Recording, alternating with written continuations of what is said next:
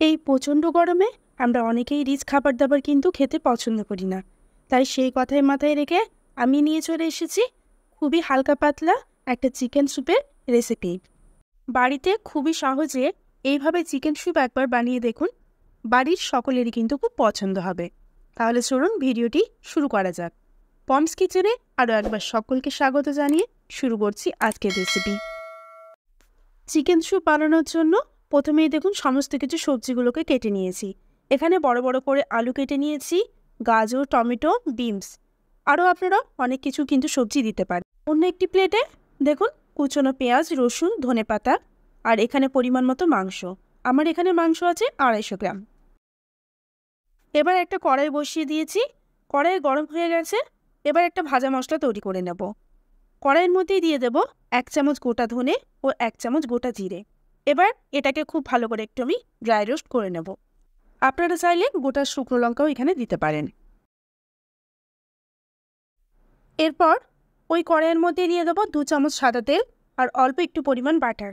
আপনারা চাইলে পুরোটাও বাটার দিয়ে করতে পারেন। বাটারটা দেখুন মেল্ট হয়ে গেছে। এবার আমি দিয়ে দেবো 7 থেকে 8টা কুচিয়ে রাখা রসুন। রসুনটা কয়েক সেকেন্ড আমি একটু ভেজে নেব। রসুনের কালার চেঞ্জ হয়ে গেলে এর মধ্যে আমি দিয়ে দেবো একটা মিডিয়াম সাইজের কুচনো পেঁয়াজ। পেঁয়াজ এবং রসুনটা দেখুন আমার অনেকটাই লাল লাল করে ভাজা হয়ে গেছে। খুব বেশি কিন্তু একদম লাল করে ভাজবো না, অল্প একটু লাল করে ভাজা হয়ে গেছে। এরপরে আমি এর মধ্যে দিয়ে দেবো সমস্ত রকম সবজিগুলোকে নেড়ে চেড়ে 2 মিনিটের মতো আমি একটু ভেজে নেব, যাতে সবজিটা সেদ্ধ হয়ে যায় এবং ভাজাটাও ঠিকঠাক হয়। তার জন্য দিয়ে দেবো পরিমাণ মতো লবণ। লবণটা দেওয়ার পর আবারও খুব ভালো করে আমি এটাকে মিশিয়ে নেব। 2 মিনিট ভাজা হয়ে গেছে। এরপর আমি এর মধ্যে দিয়ে দেবো চিকেনটাকে।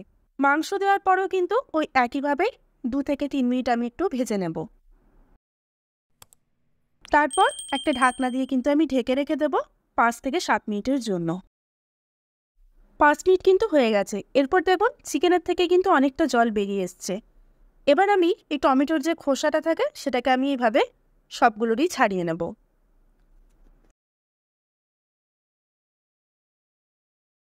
টমেটোর খোসাগুলোকে আমার ছাড়ানো হয়ে গেছে। আবারও একবার একটু আমি ভালো করে ভেজে নিলাম। তারপর আমি এর মধ্যে দিয়ে দেবো 1/2 চামচ হলুদ গুঁড়ো। হলুদ গুঁড়ো ছাড়া কিন্তু অন্য কোনো মশলা এখানে আমি আর দেবো না। হলুদ গুঁড়োটা 1 থেকে 2 বার একটু নাড়াচাড়া করার পর আমি এর মধ্যে দিয়ে দেবো বেশ অনেকটা পরিমাণ জল, যাতে সবজিগুলো কিন্তু খুব ভালোভাবে সেদ্ধ হয়ে যায়। আপনারা চাইলে এটা কিন্তু প্রেসার কুকারেও দিয়ে দিতে পারেন। তারপর একটা ঢাকনা দিয়ে আমি ঢেকে দিলাম এবং 15 থেকে 20 মিনিট কিন্তু আমি এইভাবেই এটাকে সেদ্ধ হতে দেব। 20 মিনিট কিন্তু হয়ে গেছে। এবার চলুন দেখে নেওয়া যাক সবজিগুলো সেদ্ধ হয়েছে কিনা।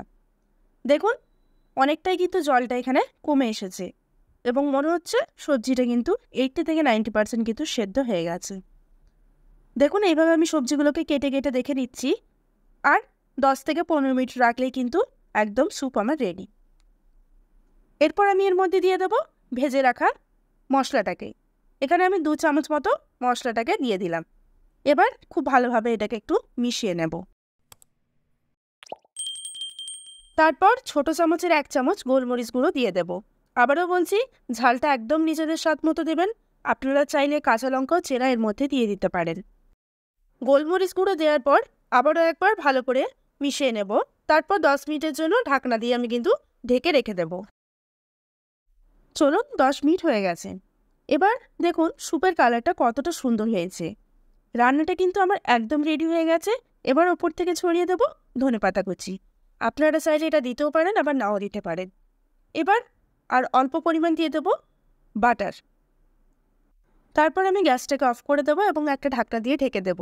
বাটারটা যতক্ষণ না মেল্ট হচ্ছে আমি 10 থেকে 15 মিনিটের জন্য রেখে দেবো। তারপর আমি গরম গরম সার্ভ করব এই চিকেন স্যুপ। আপনারা এই চিকেন স্যুপটা আপনার রুটি, পাউরুটি যে কোনো কিছুর সাথেই কিন্তু এটা আপনারা খেতে পারেন, বা যদি মনে করেন শুধু স্যুপ খাবো সেক্ষেত্রেও কিন্তু খুবই টেস্টি খেতে হয়।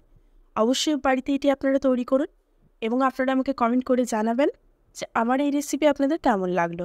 আমার রেসিপি যদি ভালো লেগে থাকে তাহলে অবশ্যই লাইক, শেয়ার, কমেন্ট করবেন।